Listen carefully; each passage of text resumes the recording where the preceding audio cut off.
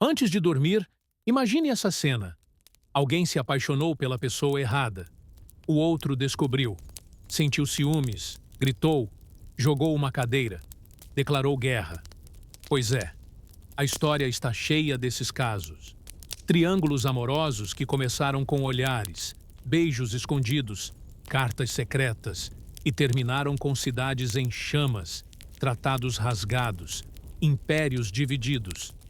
Você vai ouvir hoje histórias de rainhas desejadas, amantes proibidos, maridos furiosos e reinos inteiros abalados por paixões mal resolvidas. Mas calma, aqui no Dormecast, até os escândalos são contados num ritmo calmo, quase como um cochicho que atravessa séculos. Nada de gritaria ou fofoca acelerada. Só os sussurros do tempo e da cama. Antes que o sono chegue, me conte nos comentários de onde e que horas você está ouvindo a gente. E claro, se inscreva no canal. Aqui você descobre que a humanidade sempre dormiu com problemas amorosos, às vezes até demais. Agora, apague as luzes, ajeite seu travesseiro. E vamos começar pelo triângulo mais famoso da história antiga. A mulher que dizem ter lançado 1000 navios, só por amor. Primeira história: Paris, Helena e Menelau. A mulher que lançou 1000 navios. Imagine o som do mar grego batendo contra pedras gastas pelo tempo. O vento salgado soprando por entre véus finos de linho. O brilho suave do entardecer tocando os telhados dourados de Esparta. É nesse cenário que começa um dos triângulos amorosos mais famosos e desastrosos da história antiga. Helena, Paris, Menelau. Um trio que misturou beleza, desejo e orgulho. E quase destruiu meio mundo por causa disso. Helena era filha de Zeus, ou pelo menos assim diziam os poetas. Tinha olhos como o mar, cabelos como trigo e uma reputação que atravessava os reinos mais distantes. Homens escreviam versos apenas tentando descrevê-la. Outros navegavam dias só para vê-la de longe. E claro, alguém tão encantadora não passaria despercebida por muito tempo. Ela se casou com Menelau, rei de Esparta, um homem respeitado, estratégico e, bem, um tanto sério demais. Helena, segundo algumas versões, não estava exatamente apaixonada, mas casou-se como era esperado, por aliança, por convenção, por diplomacia. Enquanto isso, em outra parte da Grécia, nascia Paris. Príncipe de Troia. Jovem, impulsivo e bonito como uma estátua recém-polida. Criado entre deuses e desafios, ele era o tipo de homem que achava que o amor podia ser um presente dos deuses. E, às vezes, um pretexto. E foi exatamente assim que tudo começou. Durante um banquete, as deusas do Olimpo discutiram sobre quem era a mais bela. Afrodite, esperta como sempre, prometeu a Paris o amor da mulher mais bonita do mundo, se ele escolhesse ela. Ele escolheu. Afrodite sorriu e apontou Helena. Paris, movido por desejo e talvez por uma pontinha de arrogância mitológica, foi até Esparta. Foi recebido como convidado, com mesa farta, com palavras cordiais, com música, vinho e uma troca de olhares. Helena olhou para Paris e, segundo os relatos, o mundo ficou em silêncio por um instante. Ou talvez isso seja só coisa dos poetas. O fato é, quando Menelau saiu em viagem, Paris e Helena desapareceram. Fugiram juntos. Ou, como alguns dizem, ela foi raptada. Mas muitos acreditam que ela quis ir. E levou junto joias, vestidos e um certo gosto por risco. Quando Menelau voltou e encontrou o palácio vazio, o coração do rei virou pedra. E então, ele fez o que reis fazem quando estão furiosos e humilhados. Chamou aliados, convocou exércitos, pediu favores antigos e lançou navios. 1000 deles. A guerra de Troia começou assim. Por ciúme, por orgulho ferido, por um amor que rompeu tratados. Durante 10 anos, os gregos cercaram Troia. Combateram, choraram, Escreveram canções e morreram, aos milhares. Tudo por causa de um triângulo amoroso. Alguns dizem que não foi bem assim, que os motivos eram mais políticos, que a guerra era inevitável, que Helena foi só o pretexto. Mas é curioso como o pretexto sempre envolve um coração partido. Na verdade, a história de Paris, Helena e Menelau é tão poderosa porque mistura tudo o que a humanidade tem de mais sensível. A beleza que nos atrai, o desejo que nos impulsiona e o orgulho que nos afunda. No fim da guerra, Troia caiu. Os muros foram derrubados. O cavalo, sim, o famoso, entrou sorrateiro. E Helena foi levada de volta a Esparta. Como? Bem, há quem diga que Menelau quis matá-la, mas que, ao vê-la, lembrou do porquê a tinha amado. Outros dizem que ela apenas sorriu e que, diante daquele sorriso, Menelau abaixou a espada. Poético demais? Talvez, mas são essas as versões que chegaram até nós. Escritas, reescritas, sussurradas entre taças de vinho e noites de insônia. Hoje, olhando para essa história de longe, é difícil dizer quem foi culpado. Helena, por desejar mais do que lhe foi dado? Paris, por ousar demais? Menelau, por não saber perdoar? Ou todos, por serem humanos, até demais? Enquanto você se ajeita melhor na cama agora, talvez perceba. O mundo já foi abalado por sentimentos que parecem pequenos, mas que, em determinadas mãos, viram tempestades. E se o amor já moveu navios, imagine o que pode fazer com nossos sonhos. Segunda história: Marco Antônio, Cleópatra e Otávio. Amor, império e navalhas afiadas. Imagine o aroma denso do incenso queimando em colunas egípcias, o reflexo da água do Nilo dançando no teto dourado de um salão silencioso, tapetes vermelhos, tecidos finíssimos, taças de vinho doce e, ao centro, ela, Cleópatra, rainha do Egito, astuta como uma sacerdotisa, carismática como uma estrela no céu limpo e, segundo dizem, dona de uma voz capaz de dobrar impérios. Foi assim que Marco Antônio a encontrou. Um general romano, herói de guerra, braço direito de Júlio César, e naquele momento, um homem tentando não se perder dentro dos próprios desejos. Mas essa história não começa com amor. Começa com política. Após a morte de Júlio César, Roma estava dividida. O poder se esfarelava nas mãos de 3 homens: Otávio, sobrinho e filho adotivo de César; Marco Antônio, o general mais temido; e Lépido, que, bem, poucos lembram. Eles formaram o chamado Segundo Triunvirato. Mas não se engane com o nome. Não havia harmonia. Só acordos frágeis e sorrisos duros. Enquanto Otávio tentava consolidar poder em Roma, Marco Antônio foi enviado ao Oriente para garantir alianças. E foi nesse contexto que ele conheceu Cleópatra, rainha de um Egito ainda independente, estrategicamente valioso e culturalmente deslumbrante. Ela não o recebeu como qualquer emissário. Ela o encantou. Não apenas com beleza, que dizem ser mais magnetismo que perfeição, mas com inteligência, charme e uma teatralidade irresistível. A embarcação que a trouxe até ele era descrita como um pequeno templo flutuante de Afrodite. Pavões, músicos, velas perfumadas. Ela surgiu como um mito. E Marco Antônio se curvou como um homem. O romance foi fulminante. Juntos eram uma força estranha. O aço romano e a seda egípcia.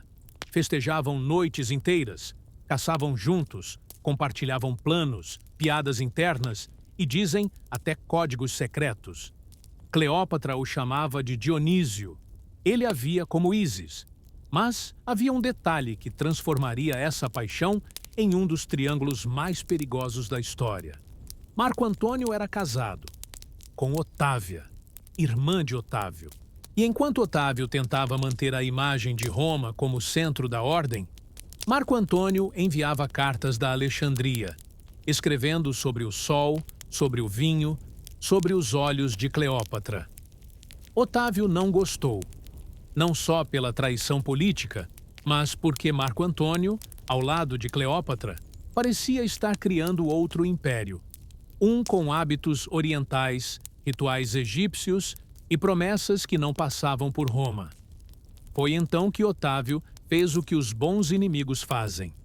Começou a usar palavras como armas, acusou o casal de planejar um reinado paralelo, espalhou rumores, lançou proclamações.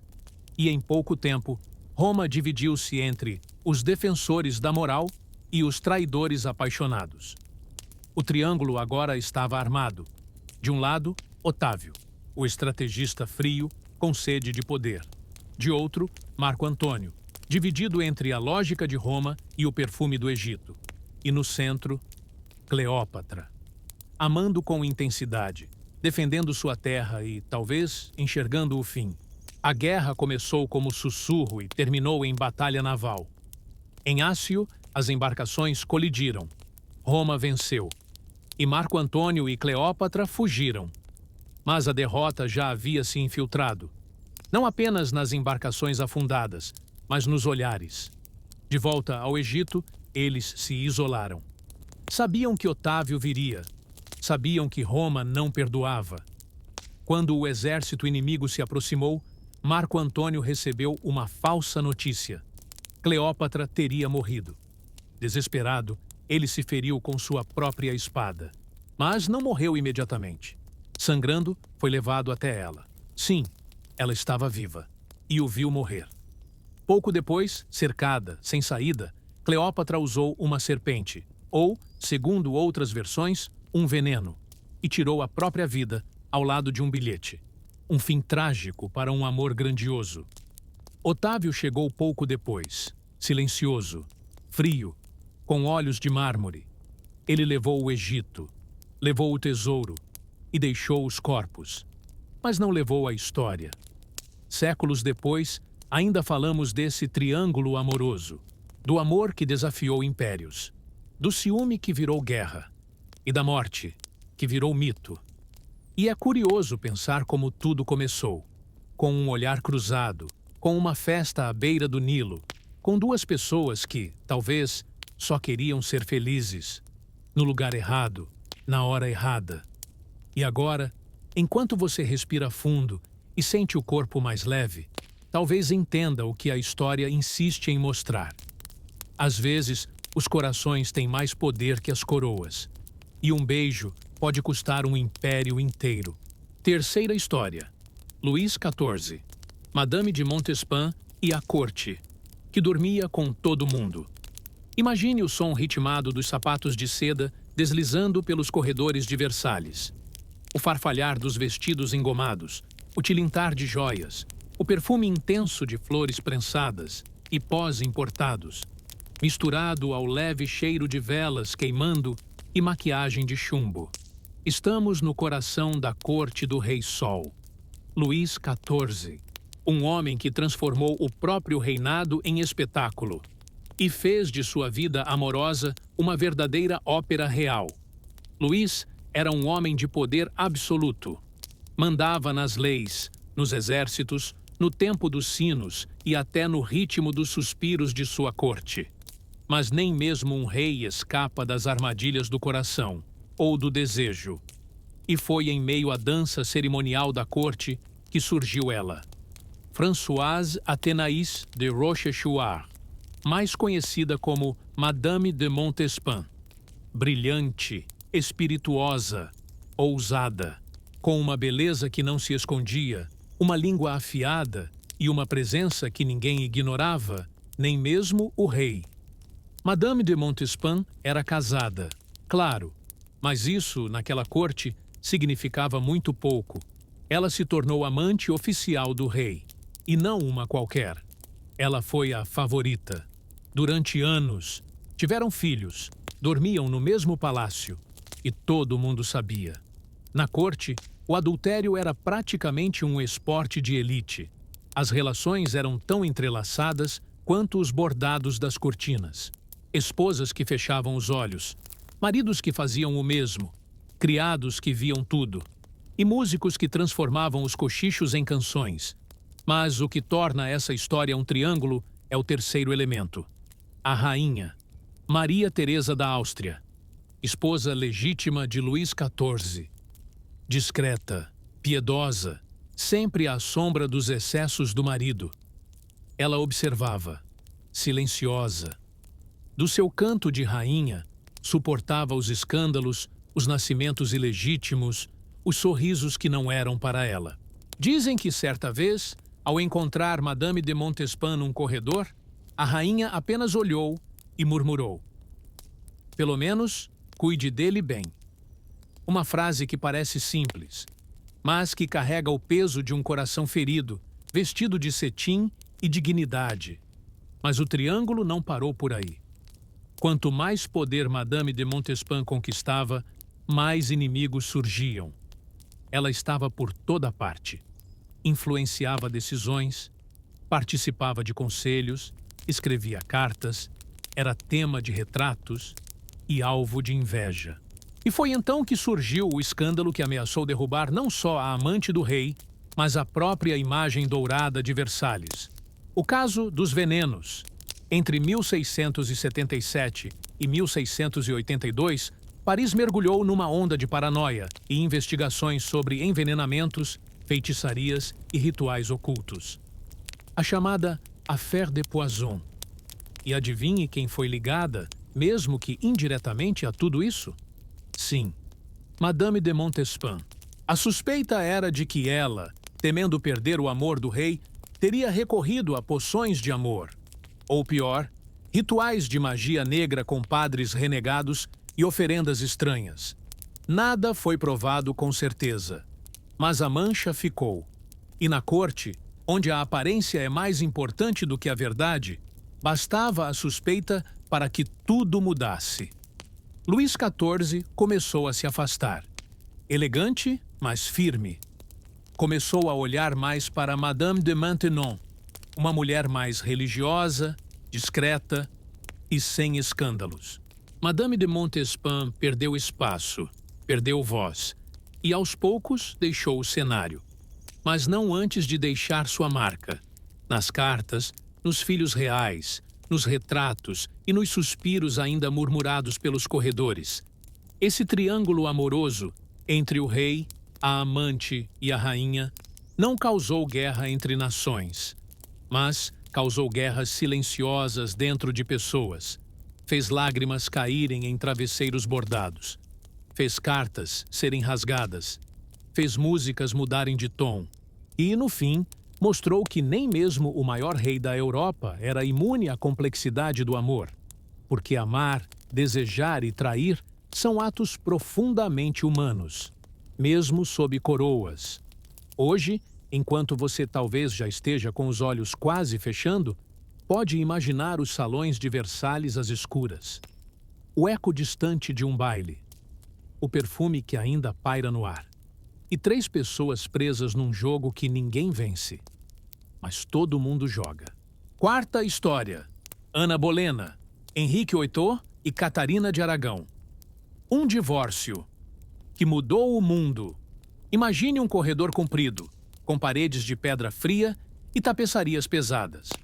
Lá fora, a névoa cobre o gramado do castelo. O dia começa silencioso, com o tilintar dos sinos da capela e passos abafados de criados despertando a corte. Na Inglaterra do século XVI, o drama não era só teatral, era real, político e conjugal. É nesse cenário que surge um dos triângulos amorosos mais famosos e mais perigosos da história europeia. Um que não apenas causou escândalo, mas literalmente fundou uma nova religião. No centro da trama, o rei Henrique VIII. Alto, imponente, vaidoso e inquieto. Era um homem que queria tudo: poder, sucessão, controle absoluto e o amor da mulher que não era sua esposa. Henrique VIII era casado com Catarina de Aragão, uma princesa espanhola, culta, devota e extremamente respeitada. Tiveram uma filha, Maria, mas nunca um herdeiro homem. E esse detalhe, pequeno para alguns, era gigantesco para um rei que precisava garantir a continuidade de sua dinastia. Durante anos, Henrique se mostrou leal, mas o tempo, o tédio e a obsessão por um filho homem começaram a corroer esse casamento. E foi aí que entrou ela, Ana Bolena. Ana não era como as outras damas da corte. Era espirituosa, inteligente, tinha olhos escuros e uma língua afiada. Ela não queria ser apenas mais uma amante real. Ela queria ser rainha, e isso complicava tudo. Henrique se apaixonou, de forma obsessiva. Escrevia cartas com juras ardentes, mandava presentes, criava oportunidades para vê-la sozinha. Ana, por sua vez, resistia aos avanços, estrategicamente. Ela sabia que só ganharia o jogo se fizesse o rei desejar mais do que seu corpo. Ela queria o trono. Mas havia um problema. Catarina ainda era a esposa legítima, e o Papa, na época, não via com bons olhos a ideia de um divórcio. Henrique então fez o impensável. Desafiou Roma. Rompendo com a Igreja Católica, fundou sua própria igreja, a Igreja Anglicana, apenas para poder anular o casamento com Catarina e se casar com Ana. Um gesto que mudou o mapa político e religioso da Europa, mas que, no fundo, começou com um triângulo amoroso. Catarina foi exilada. Ana foi coroada. E, por um breve momento, tudo parecia estar resolvido. Mas o destino não gosta de soluções fáceis. Ana Bolena engravidou. Teve uma filha, Elizabeth, que mais tarde se tornaria uma das maiores rainhas da história. Mas, na época, o rei ainda queria um herdeiro homem. Outras gestações falharam. A pressão aumentou. E Ana começou a perder o brilho aos olhos de Henrique. Ele, inquieto como sempre, já olhava para outra dama da corte, Jane Seymour. E então o triângulo virou tragédia. Ana foi acusada de adultério, incesto e conspiração. Processo montado, testemunhas duvidosas e nenhuma chance de defesa real. Foi julgada e condenada à morte. Dizem que, antes da execução, ela disse: "Minha única culpa foi ter um pescoço fino demais." Pouco depois, a espada caiu. Jane Seymour se tornou a nova rainha. Catarina já estava morta. Ana, agora também. Henrique seguiu com mais casamentos e mais escândalos. Mas esse triângulo, entre ele, Catarina e Ana, foi o que realmente mudou tudo. Dividiu igrejas, criou mártires e iniciou uma nova era para a Inglaterra. Hoje, olhando para trás, é difícil não pensar.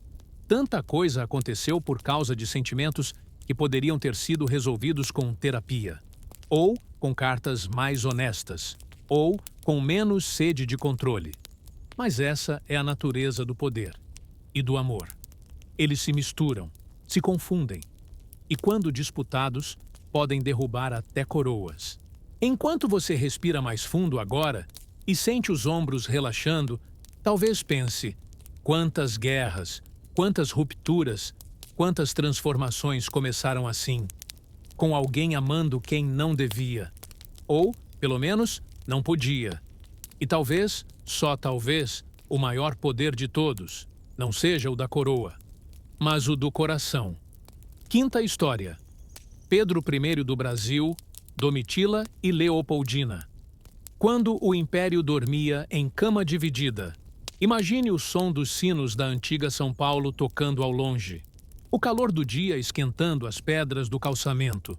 Uma carruagem passando, levantando poeira, enquanto dentro dela alguém ajeita o vestido com ansiedade. E perfume. Era início do século XIX. O Brasil ainda era jovem e a corte portuguesa já havia fincado raízes por aqui. Dom Pedro I, então imperador, andava inquieto, não só com a política, mas com o coração. Casado com a arquiduquesa austríaca Maria Leopoldina, uma mulher culta, gentil e de espírito firme, Pedro levava uma vida que, no papel, era digna de um monarca. Mas, entre as colunas dos palácios, os olhares trocados e os bilhetes discretos contavam outra história. É aí que entra Domitila de Castro Canto e Melo. Jovem, sedutora, astuta. Ela surge como uma ventania no gabinete do imperador e, logo, como uma presença permanente na sua vida.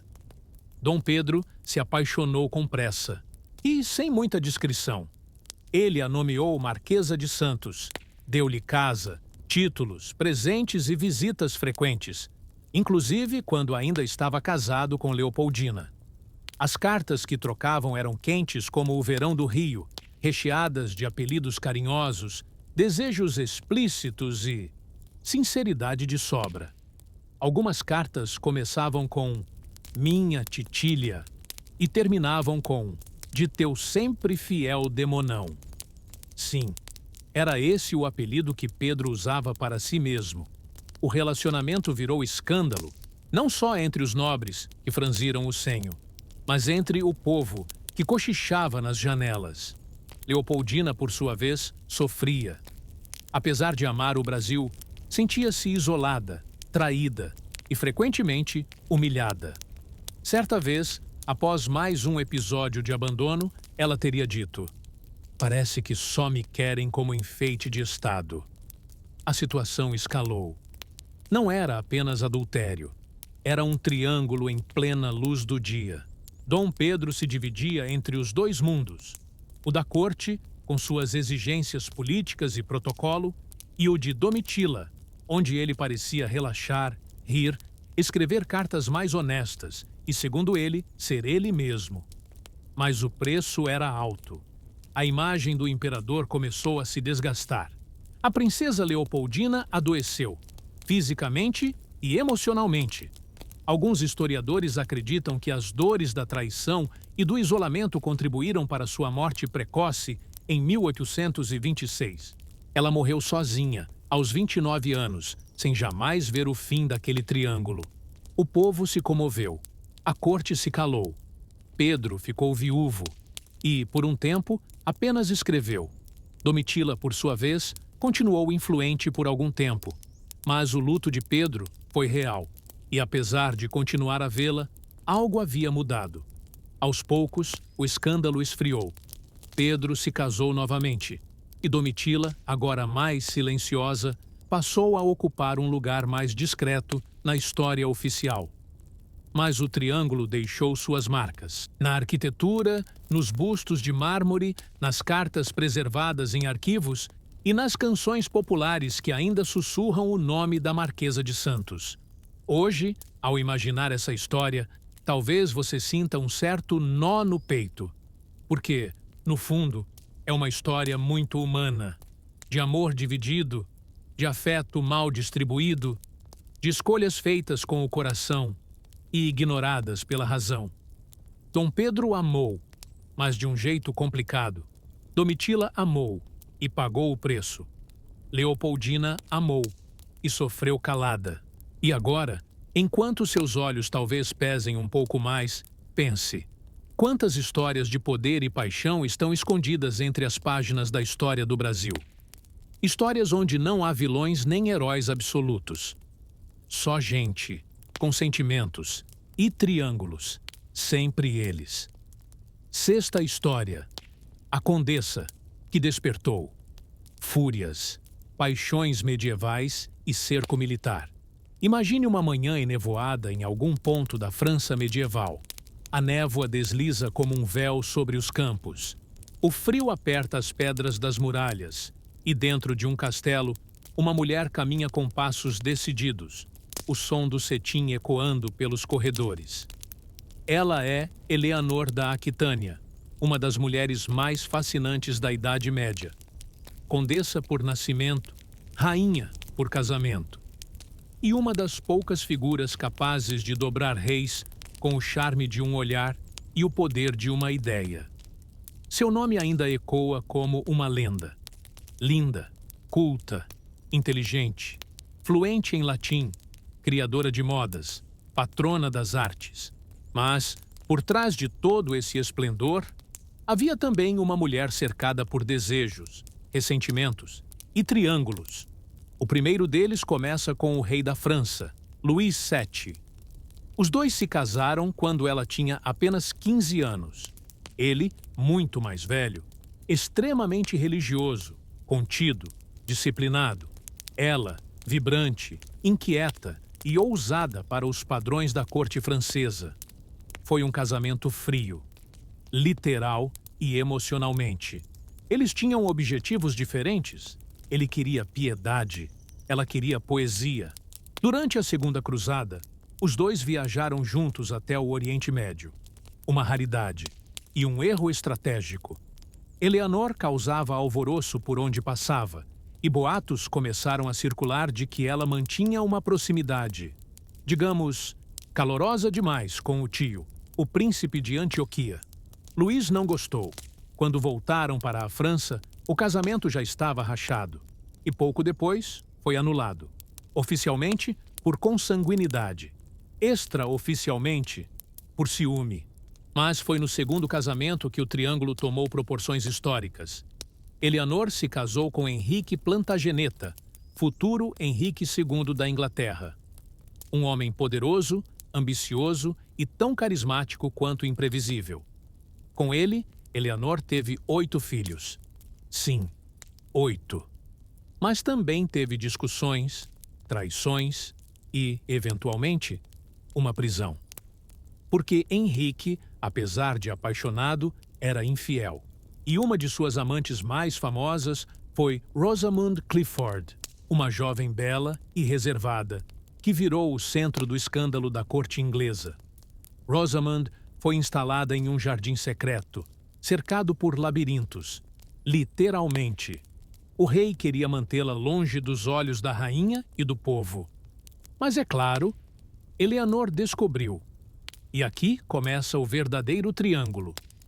O rei, a amante escondida e a rainha traída, que, no caso, era Eleanor da Aquitânia, uma mulher que não perdoava fácil. Dizem que, ao encontrar o esconderijo de Rosamund, Eleanor ofereceu 2 opções: veneno ou punhal.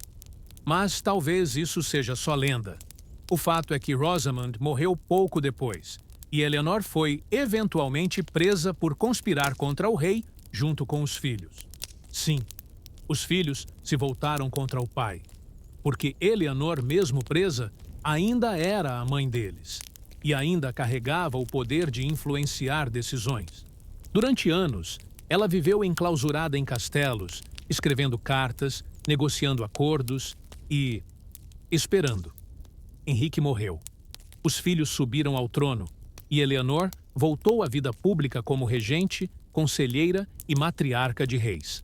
Ela sobreviveu ao marido, à amante, aos escândalos e à própria história. Mas o triângulo permanece como símbolo de um tempo em que o amor, o poder e a vingança caminhavam lado a lado, muitas vezes com espadas nas mãos. Hoje, ao lembrar de Eleanor, podemos pensar em muitos títulos: condessa, rainha, prisioneira, mãe, mas, acima de tudo, mulher. Uma mulher que viveu no meio de guerras por território e por afeto. Enquanto você sente o corpo afundar mais no colchão, pode imaginar aqueles corredores de pedra, frios, úmidos, mas onde, ainda assim, batia um coração que não se curvava nem diante de reis. E talvez, nesse instante sonolento, fique o sussurro mais importante de todos. Nem sempre os castelos caem por canhões. Às vezes, caem por amor. 7ª história. Carlos II da Inglaterra e a atriz que ele amava e todo mundo odiava. Imagine uma noite chuvosa em Londres. As ruas de pedra brilham sob as lamparinas a óleo. Carruagens passam lentamente. E dentro de um teatro modesto, o público se ajeita em bancos de madeira, esperando a estreia de uma nova peça. No palco, surge ela, Nell Gwyn, jovem, espirituosa, atrevida, com olhos que riam antes mesmo de sua boca abrir. A peça começa, e com ela, o espetáculo de uma vida que cruzaria o caminho do próprio rei.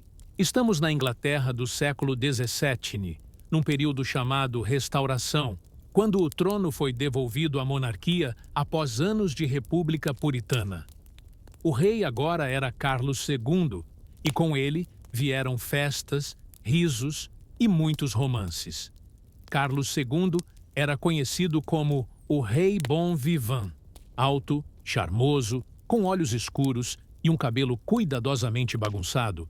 Ele devolveu à Inglaterra um certo prazer de viver, mas também levou ao trono uma coleção impressionante de amantes. Dentre todas, a mais inusitada e escandalosa foi Nell Gwyn, uma atriz de origem humilde, sem sangue nobre, sem brasão, sem permissão para estar onde chegou. Mas ela tinha algo que ninguém na corte conseguia ignorar: carisma. Nell não era só bonita. Ela era divertida, tinha tiradas rápidas, um jeito debochado e uma capacidade quase mágica de fazer o rei rir. E isso valia ouro. Carlos se encantou. Fez dela sua amante oficial, ou, ao menos, uma das favoritas. Deu-lhe casas, pensão, títulos. E juntos tiveram 2 filhos. Mas a corte não gostava. As damas franziram os narizes empoados. Os nobres murmuravam em jantares. E os adversários políticos usavam o relacionamento como munição contra o rei. Afinal, era inadmissível que uma atriz, quase vista como uma serva pública, dividisse o coração do monarca com duquesas e condessas. E é aí que o triângulo se forma. De um lado, Carlos II. No meio, Nell Gwyn. E do outro lado, todas as outras amantes do rei, incluindo a aristocrata Louise de Keroualle, uma cortesã francesa de família nobre, refinada e politicamente alinhada com a coroa francesa. Louise era o oposto de Nell. Educada em Versailles, cheia de modos, falava francês baixinho, usava perfumes caríssimos e tinha apoio político. Enquanto Nell era espontânea e popular, Louise era estratégica e aceita pela elite. Mas Carlos II gostava das duas. Dividia-se entre o riso e a política, entre o conforto popular e a conveniência diplomática. E com isso, os salões se encheram de rivalidade.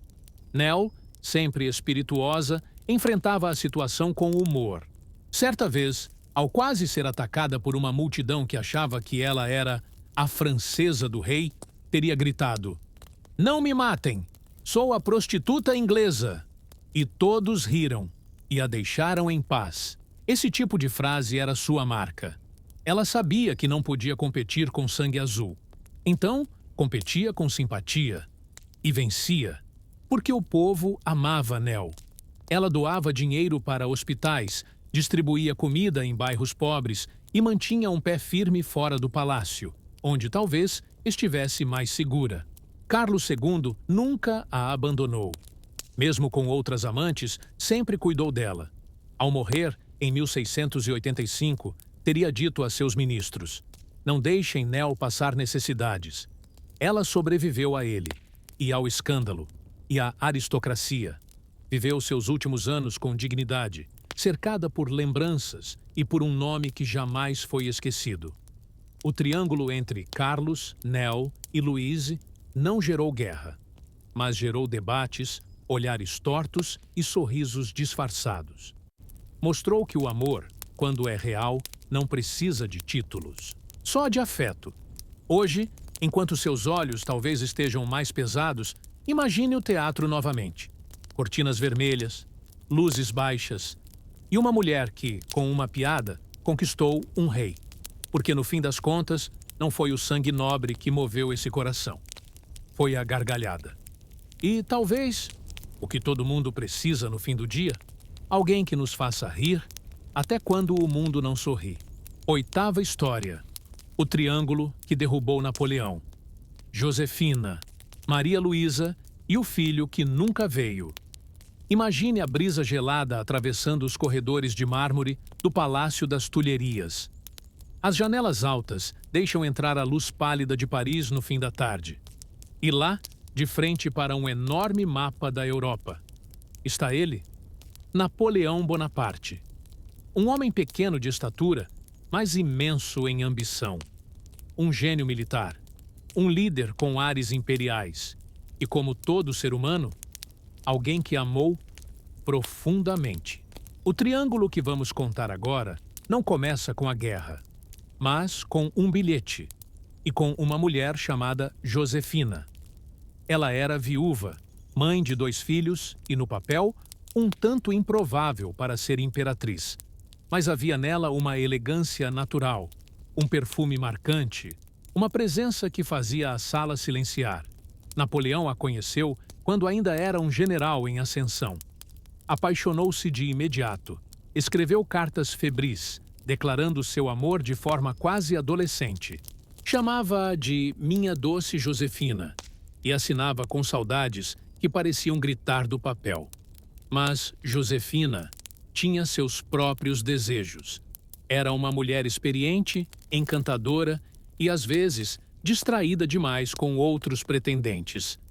Durante os primeiros anos, o relacionamento foi uma montanha russa. Napoleão no campo de batalha, Josefina nos salões de Paris. Boatos voavam como pombos sem direção. Ainda assim, eles se casaram.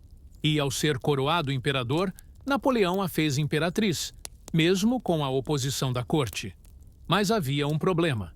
Um problema que, como uma rachadura silenciosa, crescia a cada ano. Josefina não podia ter filhos. E Napoleão, como todo imperador obcecado pela eternidade, queria um herdeiro. Alguém para continuar o império, o nome, o mito.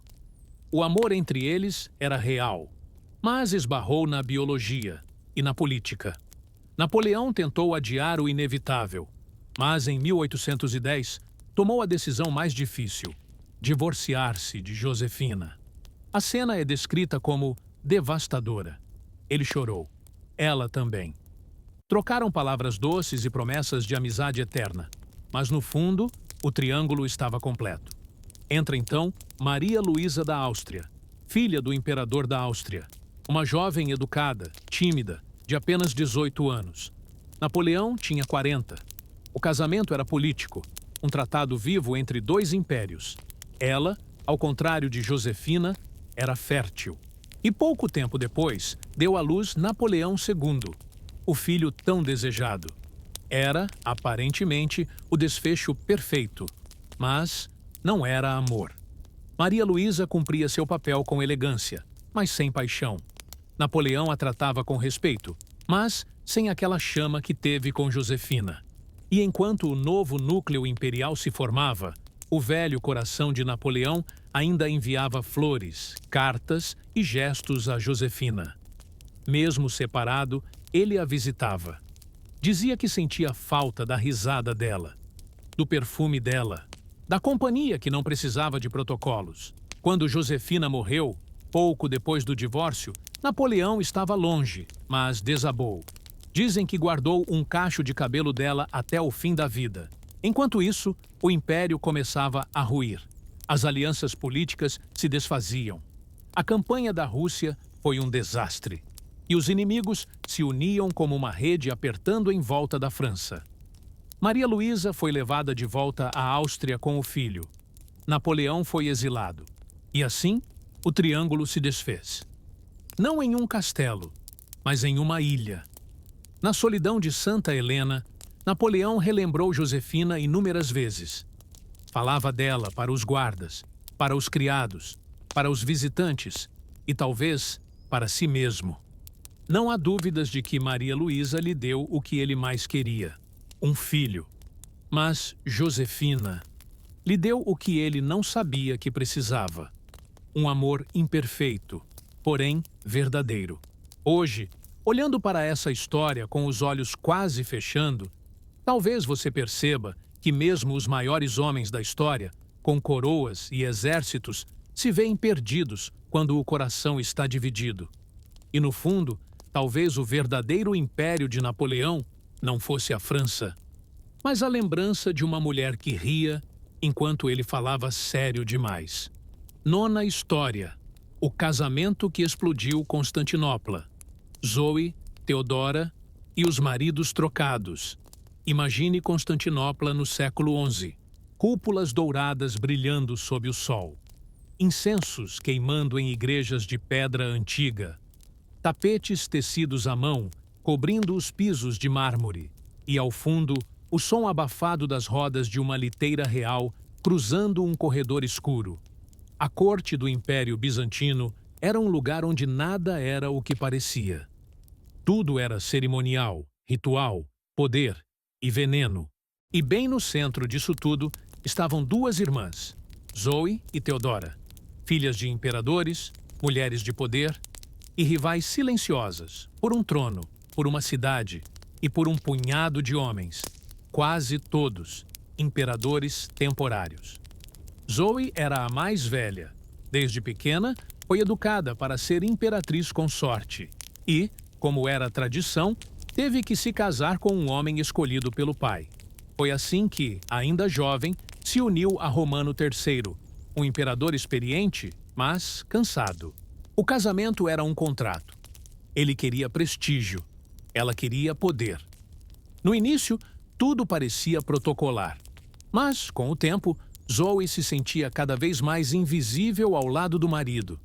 E, como era comum na corte bizantina, ela procurou consolo. Esse consolo veio na forma de Miguel, um jovem bonito, ambicioso, com olhos escuros e fala mansa. Zoe se apaixonou com rapidez e intensidade. Miguel era tudo que Romano III não era: carinhoso, presente, interessado. E é aqui que o triângulo se forma. Zoe, ainda casada com o imperador, se envolve com Miguel e começa a planejar algo mais que encontros secretos. Pouco tempo depois, Romano III morre, afogado em sua própria banheira. Circunstâncias desconhecidas. Zoe, com olhos secos e coroa reluzente, casa-se com Miguel quase imediatamente. E ele é coroado Miguel IV. A cidade cochicha. O palácio finge que não ouve. E Theodora, a irmã mais nova de Zoe, observa. Theodora sempre foi mais discreta, mais prudente, menos vaidosa e muito mais perigosa. Ela sabia dos jogos da irmã, sabia das alianças, sabia das traições e esperava o momento certo.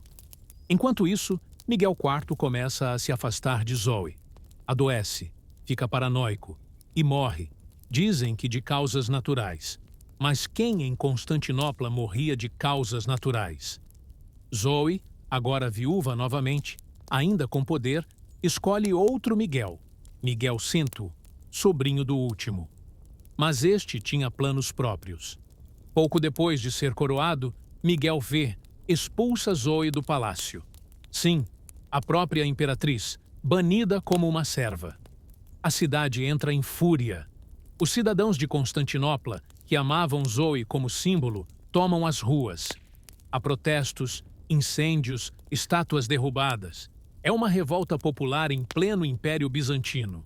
E aqui a história ganha um novo rumo. Theodora, a irmã silenciosa, é chamada pelos revoltosos. É retirada do convento onde vivia e coroada co-imperatriz, junto com Zoe, que retorna ao trono. Duas irmãs, no poder, pela primeira vez. Um triângulo que se tornou um quadrado, depois um octógono, com maridos, sobrinhos, rivais e uma cidade inteira envolvida. Mas nem tudo foi harmonia. Zoe e Theodora governaram juntas com tensão. Disputavam conselheiros, assinavam decretos separadas e quase não se falavam. Durante esse período, o império se manteve estável. Não porque havia união, mas porque o medo de outra guerra interna era maior que a vaidade de cada uma. Zoe, por fim, casou-se mais uma vez. Sim, de novo, com Constantino IX, um aristocrata elegante, já na meia-idade. Esse casamento foi mais pacífico, ainda que, dizem, um pouco melancólico. Theodora, por sua vez, nunca se casou. Manteve-se firme, centrada e, quando Zoe morreu, tornou-se única imperatriz, reinando com mão firme até o fim da vida. Esse triângulo de Zoe, Miguel e Romano expandiu-se como tantos outros ao longo da história. Transformou o palácio em palco. Transformou o amor em política.